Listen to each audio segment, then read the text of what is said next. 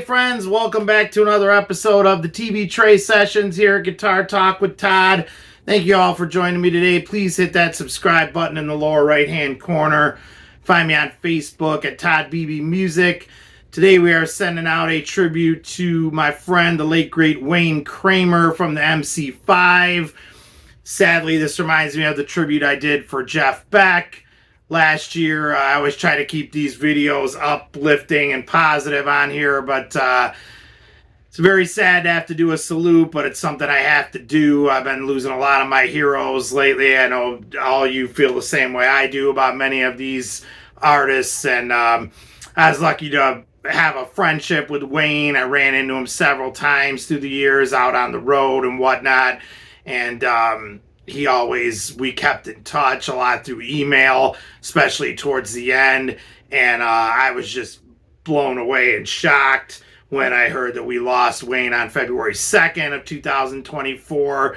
This is being recorded on February 6th.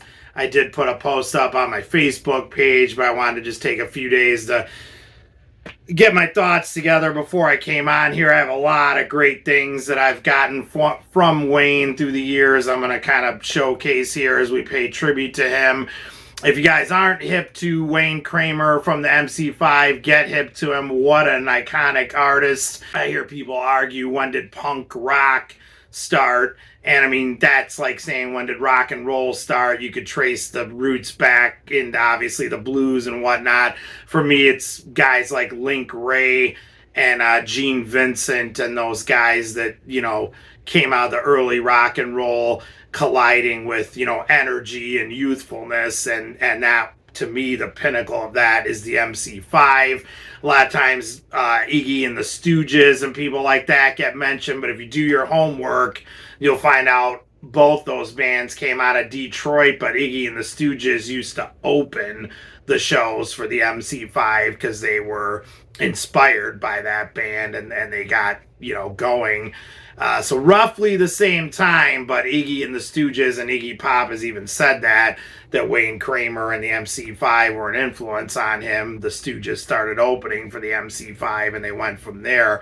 But the raw energy, the aggressiveness, the power, before the Sex Pistols, the Ramones, any of those bands, you've got to give it to the MC5. Nobody was doing that before then on that level. So that, to me, is when a true punk rock band was born. Like I said, I would kind of say Link Wray in a lot of ways, but a full-on package deal and what you would call rock and roll, punk rock and roll, I would give it to the MC5. I know a lot of my jazz friends and people that are more into technical music and stuff kind of laugh it off sometimes, like, oh, that's garbage. And that's one of the things that bothers me the most. I think you should always study the guitar, get good on it, get as great as you can, but don't ever lose that love and inspiration of just knowing that you can hit one chord or two chords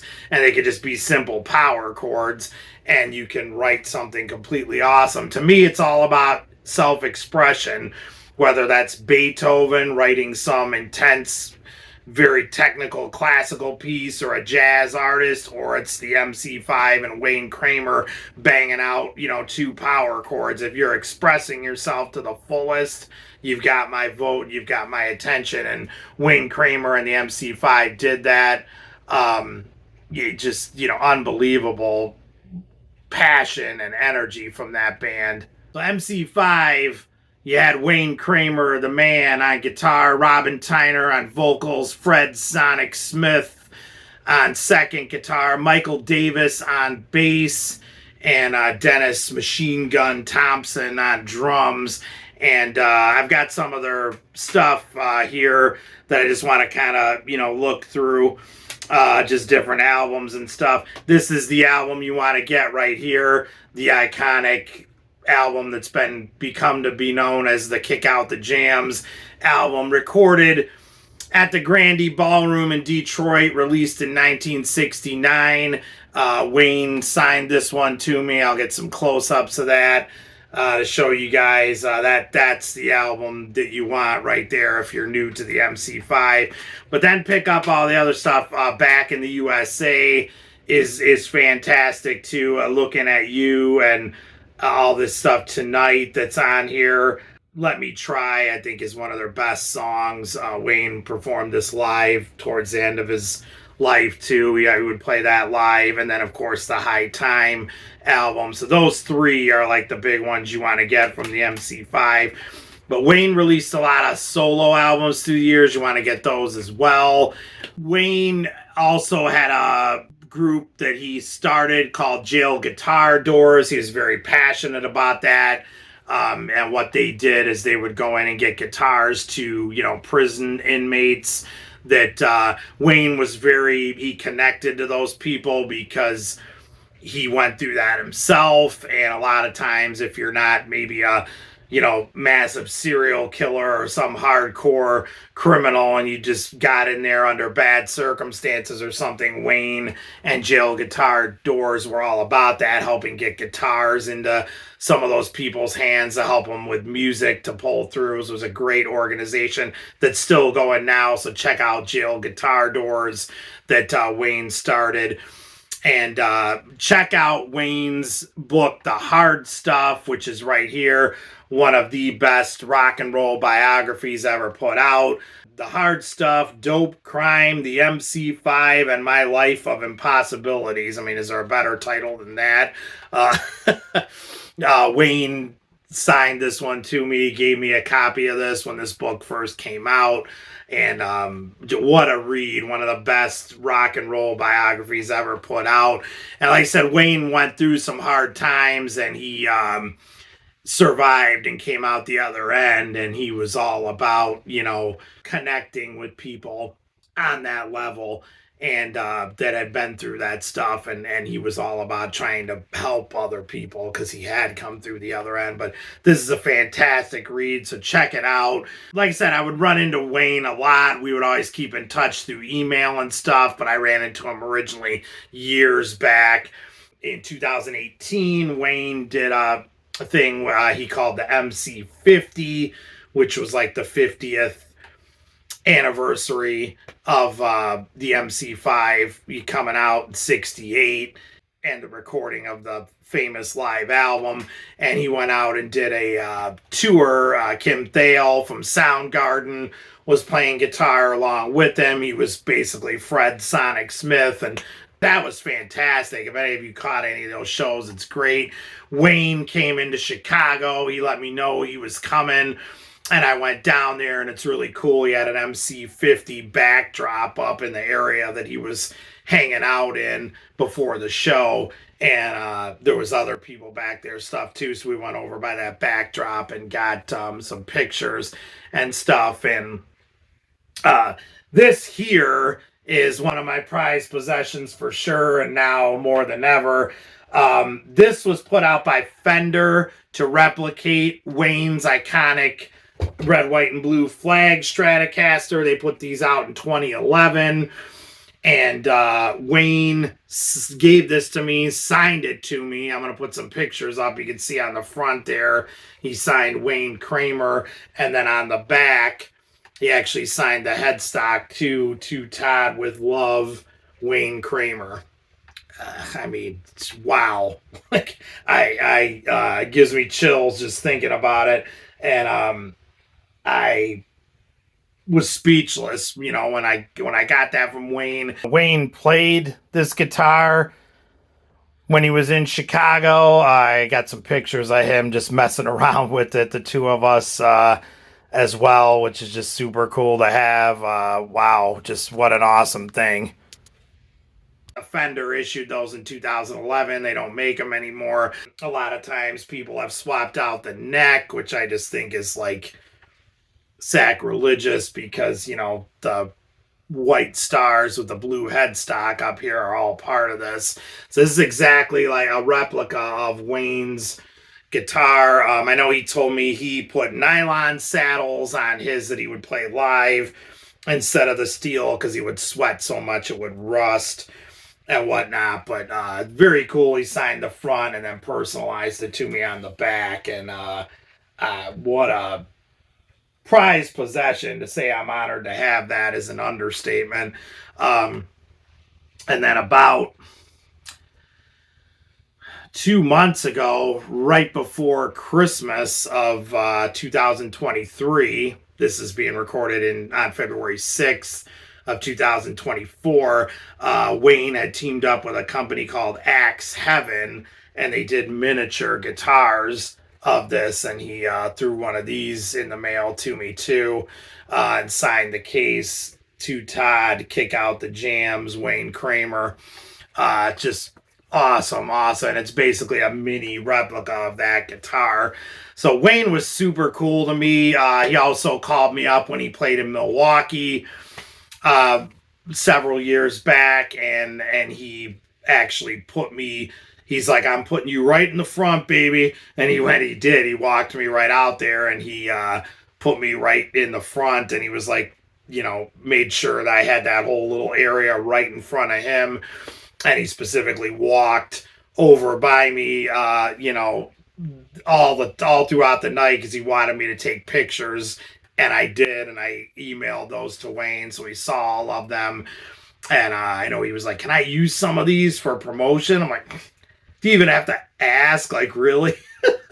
So, yeah, that was really cool. He used, I think, a couple of those on various things. I don't know what. Nothing big, I don't think, but I think he shared them online a couple times or whatever. But just what a cool guy. The thing about Wayne is he was like that. He was, you would see people waiting outside the shows and stuff because Wayne Kramer had this, aura about him and this mystique. He was the guy that started the MC5. He was, the guy that steered the ship, and everybody wanted a piece of that and a part of that.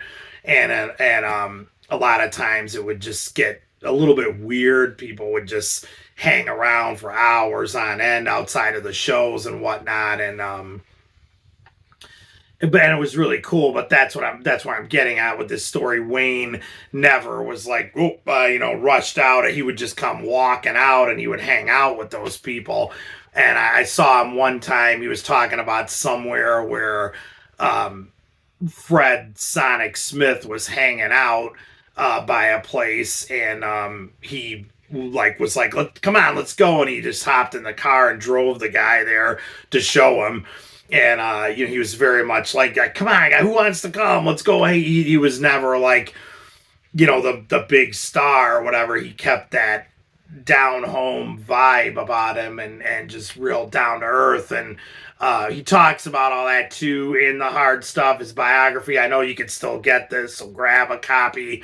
It's great to see this past week, though, so many artists have come forward and are paying tribute to Wayne. I saw Joe Walsh and many others put tributes up saying that they used to go see Wayne in the MC5 when they held court at the Grandeballroom there in Detroit. And it's pretty cool. I know they've put the iconic painting on the outside of the Grandeballroom, which is currently not in use. It's just a abandoned building, but they have done a painting there that they put on a few years back of Wayne with the iconic red, white, and blue Stratocaster. It's just so cool. But Joe Walsh and several other people gave paid tribute to Wayne this past week. I saw saying that they all used to go see the MC5 when they held court at the Grandeballroom there in Detroit. They were like the house band, and it's just awesome that so many people are paying tribute to Wayne. It's just so rightfully deserved. Brother Wayne Kramer, what an icon. I mean, like I said, nothing flashy about a Wayne or anything like that. It was just all about self-expression and power, and that is the man. And God, what a blessing to say I knew him, and what a piece here to have this guitar. It's an honor for me and one of my prized possessions for sure. So thank you so much, Wayne. I love you, brother, and I sure am gonna miss the hell out of you. Like I said, it's taken me a few days to put this tribute up, but Thanks for checking in, you guys, today. Did you see Wayne Kramer? Did you grab one of these Axe Heaven guitars? I know he was offering them you could buy these for a little while. I think you still can. I'm pretty sure you could still get these online. The little replica, which is just cool, of the full-size guitar. Did you get one of those? Did you read the biography? Do you want to? If you didn't, definitely check it out. I send out my deepest condolences to Wayne's wife, Margaret, and his son, Francis. I send out my condolences to them big time. I know Wayne loved them both so much. He was so happy to be a father. He talks about that in the book. And it's just such a shame, because I think we had a lot left from Wayne. He was ready to go out as the MC5 this year and really hit it hard. And like I said, I pretty much fell down when I got the news the other day that Wayne had passed away. I just was shocked. So sad. But you never know, guys. So love everyone you do love, and let them know that. And man, enjoy life, because we're all just here for a short time. And like I said in my post the other day, Wayne's one of those guys I'll always think about. Jeff Beck too, when I am playing live. If I feel like I'm starting to phone it in and just go through the motions, it's like, no, come on, kick out the jams. So that was Wayne's big thing, kick out the jams, and I will always remember that. But thanks so much, Brother Wayne. It was an honor to know you, my friend. And thanks for all you did for me, the stuff you gave to me through the years, and just running Indy out on the road and being awesome to me. It was just really, really great. And what an influence. First time I heard the MC5, it was just power and knocked me down. I'll never forget it. So, like I said, please comment below if you have an MC5 or Wayne Kramer story. Please hit that subscribe button, you guys. Help me out. I really appreciate it. Find me on Facebook at Todd Beebe Music. And we love you, Brother Wayne Kramer. Never forget Wayne. Put on some MC5 today, you guys, and remember the man today and every day. So thanks for the music, Wayne. You will never be forgotten, brother. I can tell you that. Thank you all for checking in today. I love you guys, and thank you so much for your support of this channel. We will see you again. Stay safe and love your dogs. Take care.